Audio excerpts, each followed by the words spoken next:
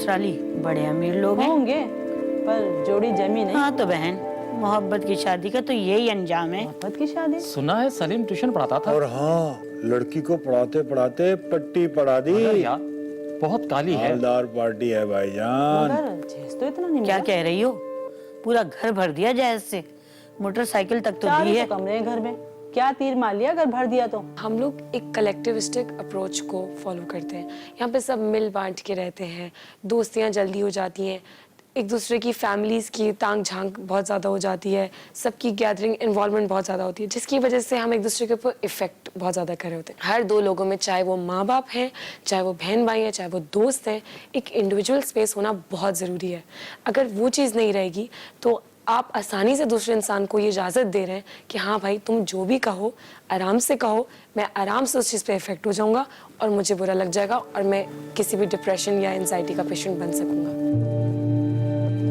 पड़ोस के मकान में, गली के नुक्कड़ पे, पान या परचून की दुकान के आसपास, या महज बालकनी से बालकनी तक जो आवाजें गश्त करती हैं वो लोगों की आवाजें हैं। लोग जिनसे अक्सर हमारा कोई लेना देना ही नहीं होता, मगर उनके मुंह और कान हमारी ही बात करते हैं और सुनते हैं। क्यों भला? क्या वजह है? लोगों के लिए सिर्फ बातें अहम हैं, बातें जिनके सहारे वक्त गुजरता है। भाई सोचिए, जो लोग वक्त गुजारने के लिए कुछ और नहीं सिर्फ बातें करते हैं, वो लोग कितने फारिग होंगे, लेकिन हम उन्हें इतनी अहमियत देते हैं कि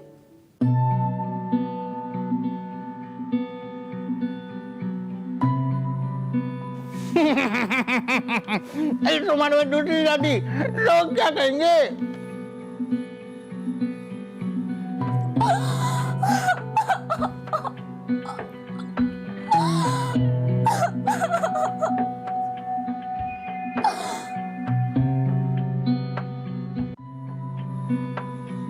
तो भाई लोग क्या कहेंगे? किसी रोते को देखकर हंसेंगे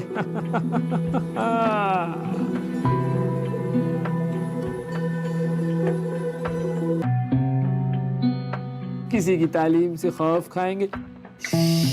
कोई है?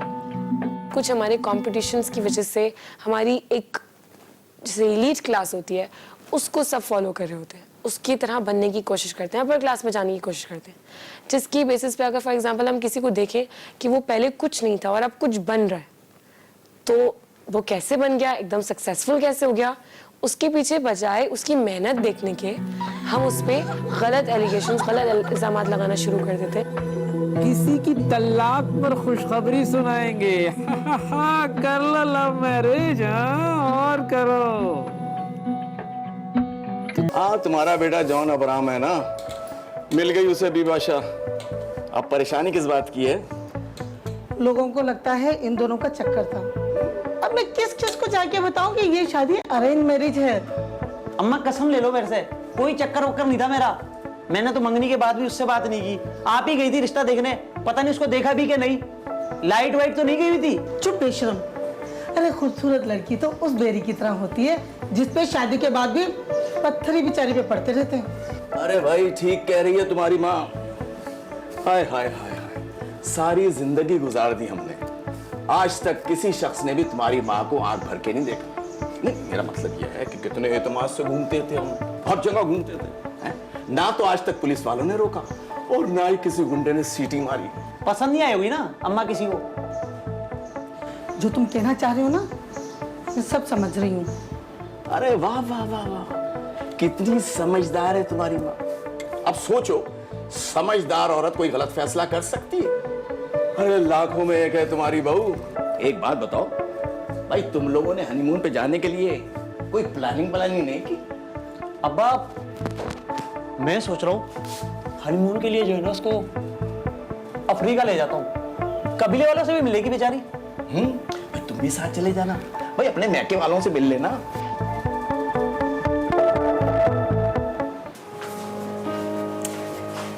सलीम, सलीम उठे, सलीम।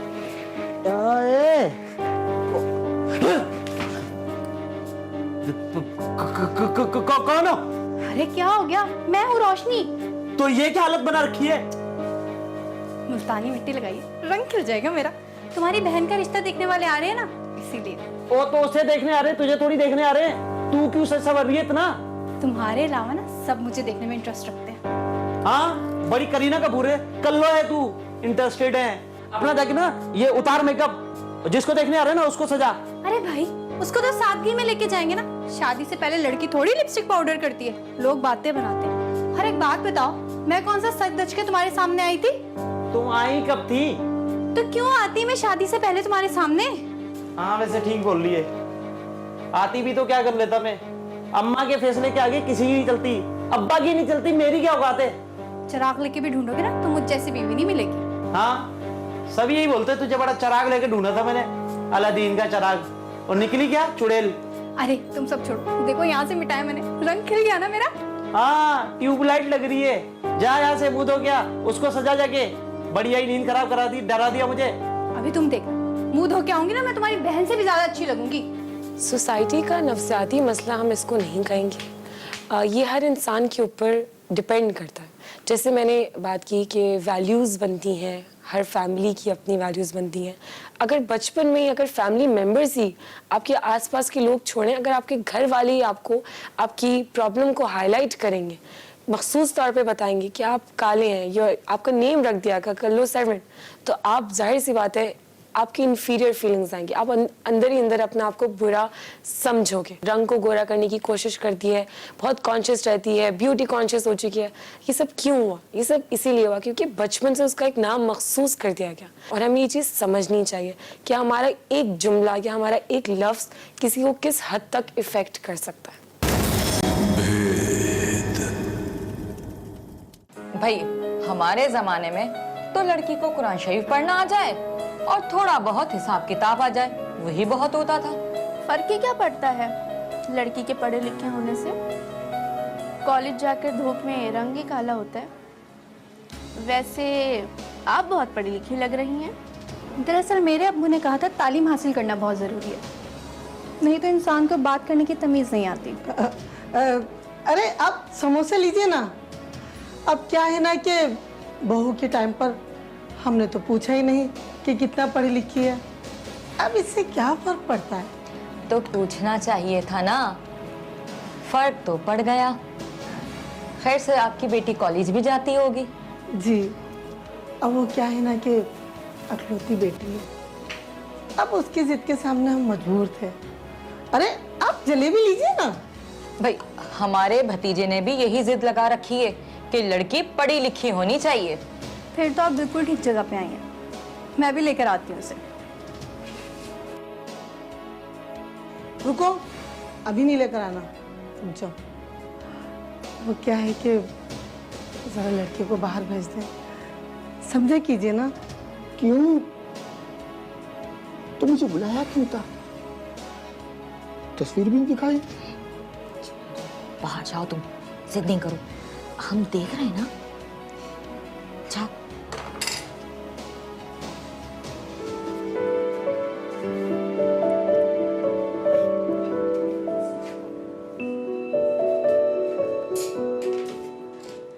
माशाल्लाह माशाल्लाह, लड़की तो बहुत प्यारी है आपकी। हाथ देखो, लग तो नहीं रहा कि किचन में जाती होगी। अब ये सब इसी ने बनाया है। अच्छा बेटा, क्या क्या डाला है समोसों में? समोसों में तेल, आलू और वो क्या है ना कि बच्ची शर्मा रही है तो इससे बोला नहीं जा रहा। आप खा के अंदाजा कर लें, खाए खाए बहुत मजे के हैं। देखने से ही अंदाजा हो गया। बेटा सोच ले, ना उस लड़की को खाना बनाना आता है और ना ही बाकी के घर के काम काज करती है। वो दिखने में कैसी हैं? एक अदद तस्वीर ही मांग लेती। मैं बताती हूँ, हिरनी जैसी बड़ी बड़ी आंखें, चील की चोंच जैसी पतली सी नाक, मुर्गे जितना वजन, उफ उसके हाथ। जब मैंने अपने हाथों में पकड़े, मुझे ऐसे लगा जैसे मैंने खरगोश अपने हाथों में ले लिया हो। भाई वाह, खूब जमेगी साहब ये जोड़ी है। यानी लड़की में भी इंसानों जैसी बात ही नहीं है। अब्बा मजाक मत करें। पप्पू, मैं पहले लड़की देखूंगा फिर शादी करूंगा। अरे अरे, अभी कौन सी नई पकड़ आ रहा है भाई तू? तुझे पढ़ी लिखी चाहिए थी ना, तो पढ़ी लिखी तो ला रहे हैं। मैंने कह दिया ना, बस। भाई अब आप ये शर्त मत लगाओ, वरना आपकी टिन इतनी चिकनी हो जाएगी ना कि ये विग उधर के नीचे गिर जाएगी। जब अब्बा को इस उम्र में लड़की मिल सकती है तो मुझे मिल जाएगी। शर्म करो, वो तुम्हारी माँ है और वो लड़की नहीं है, बल्कि पुख्ता उम्र की एक बेवा औरत है जिसके साथ मैंने शादी की है, समझे?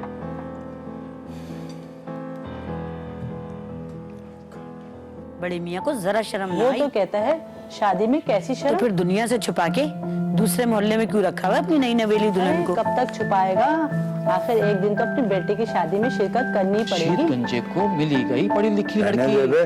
कॉलेज जाने वाली लड़कियां पढ़ने थोड़ी जाती है कॉलेज। यूनिफॉर्म पहनकर आइसक्रीम पार्लर में जाकर बैठ जाती है। सलीम की बहन लगती तो शरीफ। अब कैसे पता था कि रशीद की बहन को तलाक हो जाएगी? जानवरों की तरह पीटता था देखो भाई, कोई किसी को बिला वजह नहीं पीटता। सही कहती हो, जरूर कोई चक्कर होगा। जरूरी नहीं है ये शादी हो, अभी तक लड़की वालों ने हाँ नहीं की है। ताओ रहा होगा जैस को लेकर। नहीं भाई, लड़की का भाई इंक्वायरी करता फिर रहा है लड़की तो की। करो, मुझसे ना मिले, वरना मैं तो सब कुछ बता दूंगा भाई। मैंने तो सब बता दिया, सच सच। क्या बता दिया? अरे वही जो सब लोग कहते हैं कि रशीद की माँ ने खुदकुशी की थी। खुदकुशी नहीं की थी, उसे किसी ने जहर बड़े दिया मियाँ था। ने खुद ही दिया होगा जहर, तभी तो दूसरी ले आए। तो कोई पुलिस केस क्यों नहीं बना? अरे भाई, मुट्ठी गरम कर दी यार होगी। वो बुढ़ा लगता तो नहीं है ऐसा, सुना है गरीबों की बड़ी मदद सब करता है। ड्रामा है। बुढ़ा अपना गुनाह धोने के चक्कर में अब्दुल सत्तार रेदी बना रहता है। तुम्हारे मियाँ ने भी तो कर्जा लिया था उससे। तौबा करो बहन, ये किसने कहा तुमसे? ये तो सभी लोग कह रहे हैं। लोग बातें बनाएंगे, लोग देख रहे हैं, लोग सुन रहे हैं, तो ये तो वो। अरे हैं कौन वो लोग, मुझे ये बताएं आप। और उनको क्या दिलचस्पी है हमारे पर्सनल मैटर से? मैंने पहले ही कहा था, पहले ही कहा था तेरे अब्बा से, उस लड़की को ज्यादा मत पढ़ाओ, लेकिन मेरी सुनता है कौन है? आपको जो समझना है समझे, लेकिन मैं ऐसे शख्स से हरगिज शादी नहीं करूंगी जिसको मैंने देखा तक नहीं है। हाय मेरा बच्चा, मैं तुझे तस्वीर दिखा रही हूँ ना उसकी। वो तस्वीर देखी आपने? किसी फोटोशॉप वाली से कम नहीं लग रही है। अरे तो तस्वीर फोटोशॉप पर ही बनती है या परचून की दुकान पर? अम्मी जरा सोचें, तस्वीर में देख के कैसा पता चलेगा वो बंदा कैसा है, किस नेचर का है, औरतों की इज्जत करता है नहीं करता है, मजहबी है या नहीं है? मैं बता रही हूँ ना, अरे बहुत औरतों की इज्जत करता है, बहुत ज्यादा। अरे मुझे झुक के सलाम किया था उसने। अम्मी मुझे नहीं मालूम, अगर आप मेरी उससे बात करवाएंगी तो फिर ठीक है, वरना मैं निकाह वाले दिन मना कर दूंगी, साफ बता दिया मैंने। हाय हाय, ये लड़की तो नाक कटा के रही थी हमारा। या अल्लाह। हेलो, अस्सलाम वालेकुम। वालेकुम अस्सलाम, कैसी हो? जी मैं तो बिल्कुल ठीक हूँ, बस एक छोटा सा मसला हो गया है। अल्लाह खैर करे, क्या मसला हो गया? ऐसी कोई बात नहीं है, बस वो रशीद चाहता है कि शादी से पहले एक बार लड़की को देख ले, मेरा मतलब है मिल ले। अच्छा चलो ठीक है।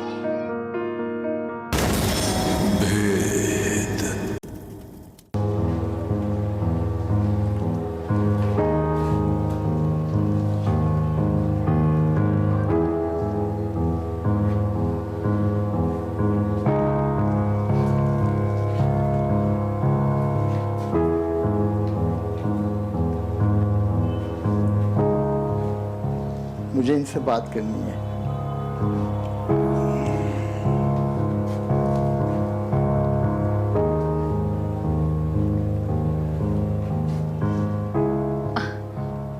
हाँ हाँ तो करो ना बात।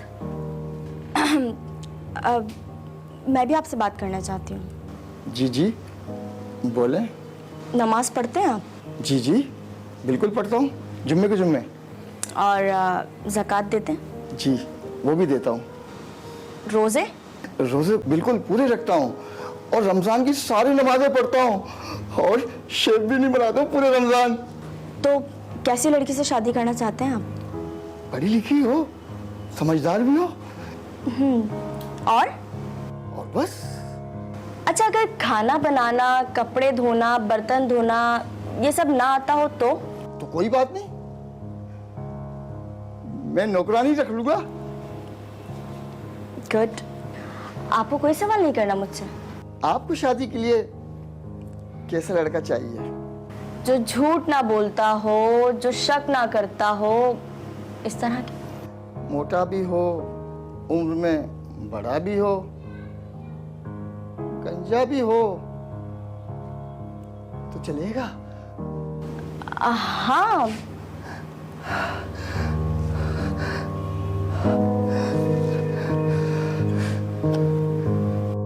हमारी साइकोलॉजी में एक टर्म यूज किया जाता है ब्लैंक स्लेट।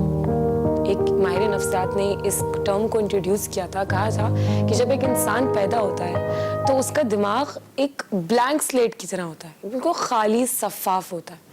उसमें वो जो कुछ भी बड़े होने तक सीखता है वो सब एनवायरनमेंट उसमें लेकर आ रही है, कंस्ट्रक्ट भी वहीं से आया है।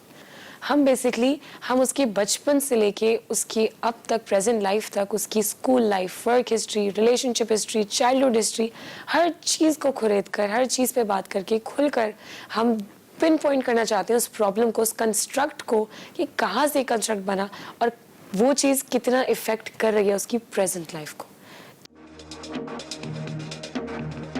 सलीम ने रशीद के मोहल्ले में जाके जो इंक्वायरी की उसके मुताबिक रशीद की बहन तलाक याफ्ता है। ढैन ढैन ढैन।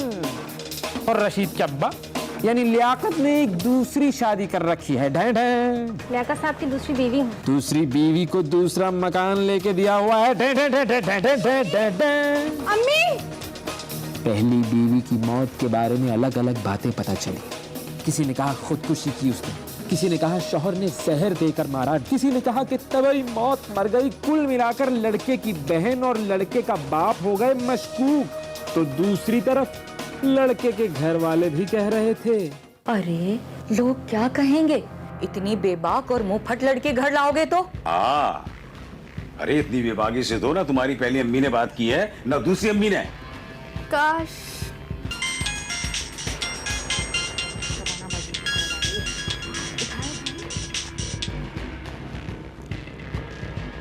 कैसी हैं शबाना बाजी आप?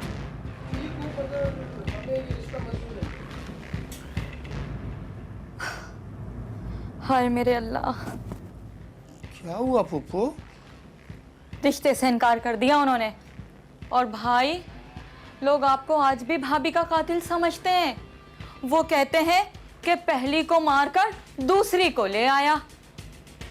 अब्बा, आपने ऐसा किया? क्या अब्बा? अब्बा, आपने मेरी माँ को कत्ल किया। अरे भगा गए क्या? मैं क्यों मारूं अपनी बीवी को? और तुम्हारी माँ के मरने के 10 साल के बाद तो मैंने शादी की है। मतलब रात से साढ़े आने के बाद मैं किस बात का इंतजार करता रहा? क्या मेरी ट्रेन लेट हो गई थी?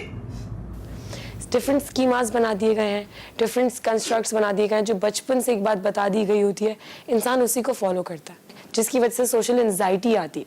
हम कॉन्फिडेंस नहीं आ रहा होता है। क्यों नहीं आ रहा था? लोग क्या कहेंगे।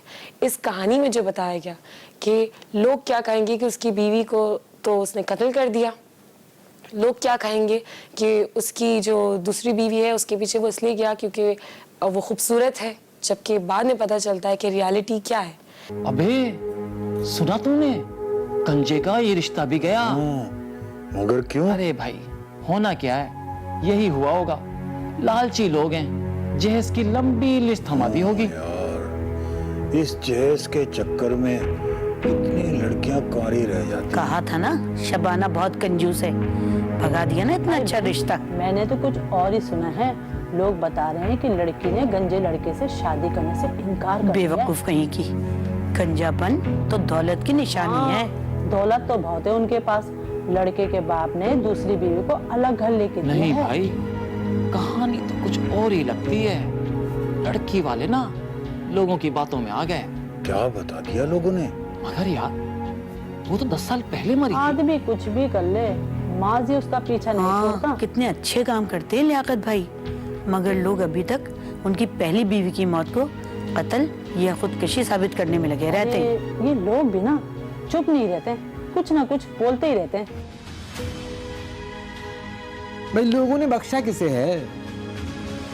कोई भी आदमी जरा सा मशहूर हो जाए, जरा सा कोई बड़ा काम कर ले, उसे शक की निगाह से देखते हैं।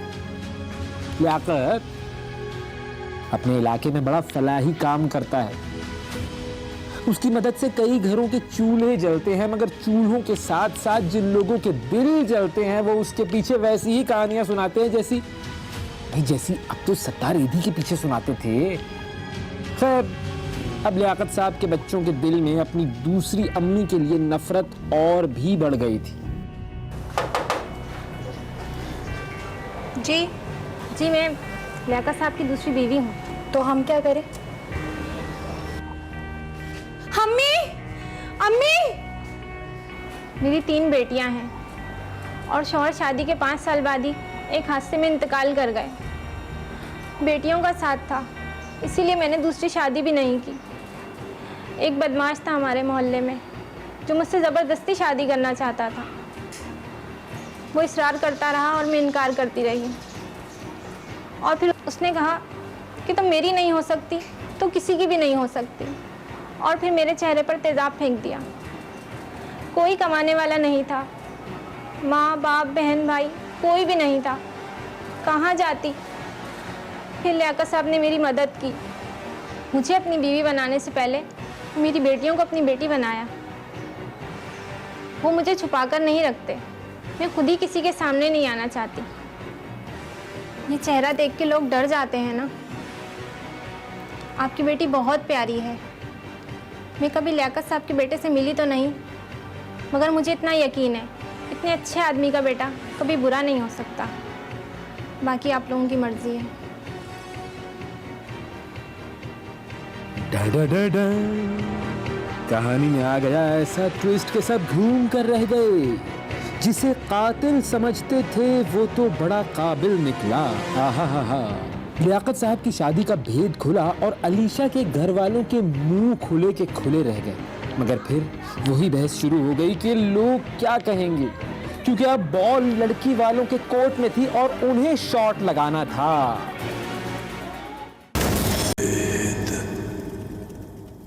लिखे जो खत तुझे वो तेरी याद में हजारों रंग। रशीद ने भांप लिया था कि हो ना हो खुशबुओं में नहाए हुए लियाकत साहब यकीनन अपनी दूसरी बीवी से मिलने जा रहे हैं।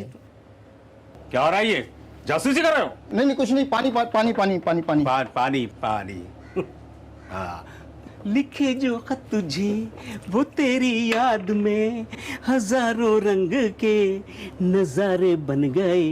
सवेरा जब हुआ तो फूल बन गए, जो रात आई तो सितारे बन गए। हाँ, ओ कई के पान बनारस वाला, ओ कई के पान बनारस वाला, खुल जाए बंद अकल का ताला की चाल, ओ छोरा गंगा किनारे वाला, ओ छोरा गंगा किनारे वाला।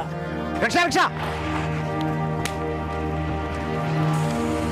चलना है मुझे बाग में, ठीक है? ओके चल।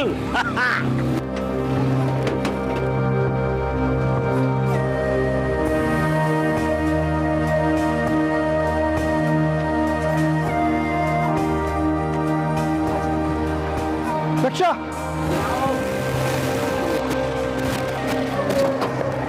इस रक्षा के पीछे चलो, इसका पीछा करो, इसके पीछे पीछे रहना।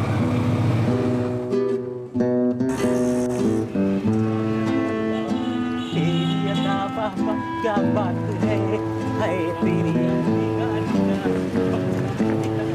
कभी खुली सड़क, कभी तंग गलियां, कभी बाजार, रास्ते में बहुत कुछ आया और फिर रशीद ने देखा कि गाड़ी रुकती है।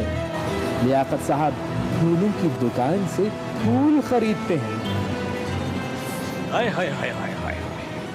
हाँ भाई, 2 तो गजरे बनाओ मुझे।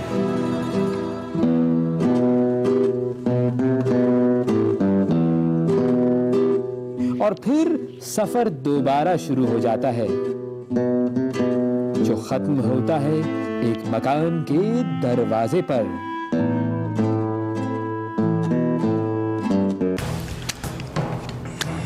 कहाँ रह गए अब्बा?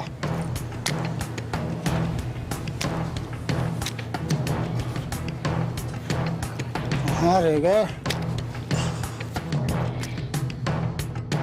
जिंदगी एक सफर है सुहाना, यहाँ कल क्या हो किसने जाना। अब्बा। वालेकुम सलाम। कहाँ जा रहे हो? अब्बा मैं जरूरी काम से जा रहा हूँ। पान लेते आना। अच्छा अब्बा अच्छा। हाँ।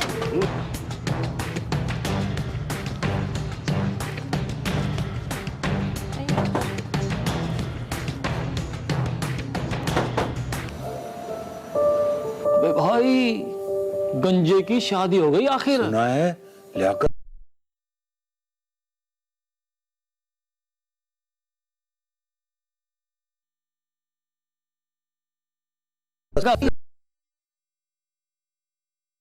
लड़कियां पर्दा नहीं करती, अम्मा करती है। हाँ यही चल रहा है आजकल। बुढ़ी अम्मा तो बुर्कों में फिर रही हैं और लड़कियां दुपट्टा कंधों पे डाले मटकती फिर रही हैं। ये तो लियाकत को चाहिए ना कि अपनी लड़कियों पे काबू अरे रखे। लियाकत की निगाह अपनी बीवी से हटे तो कहीं और देखे ना वो। इस तरह के मामलात में सबसे ज़्यादा एक बहुत मशहूर थेरेपी है जिसे कहते हैं CBT, कॉग्निटिव बिहेवियरल थेरेपी। हम इसको इस्तेमाल करते हैं। बेसिकली कॉग्निटिव यानी कॉग्निशन, आपके दिमाग से रिलेटेड हर चीज़, आपकी बिहेवियर, क्योंकि आपको पता है माइंड की वजह से हमारा बॉडी वर्क कर रहा होता है। जिस तरह से अगर हमारा दिन बुरा गुजरेगा या हमारी कोई सोच कोई हमें तंग करी है तो उसकी वजह से हम काम सही से नहीं कर पाएंगे। क्यों? क्योंकि अगर दिमाग में टेंशन है तो हमारा काम भी ठीक नहीं हो पाएगा। क्या यहाँ तक ये इसका ये मतलब है कि हमारा माइंड हमें कंट्रोल करे। तो CBT इस तरह से वर्क करती है कि वो आपकी कॉग्निटिव यानी कि आपकी जो प्रॉपर नेगेटिव थॉट्स हैं, नेगेटिव ऑटोमेटेड थॉट्स जो हमारे बचपन से बना दिए गए, उनको पिन पॉइंट करके उनको नेगेटिव को पॉजिटिव स्टेटमेंट्स में चेंज करने की कोशिश करती है।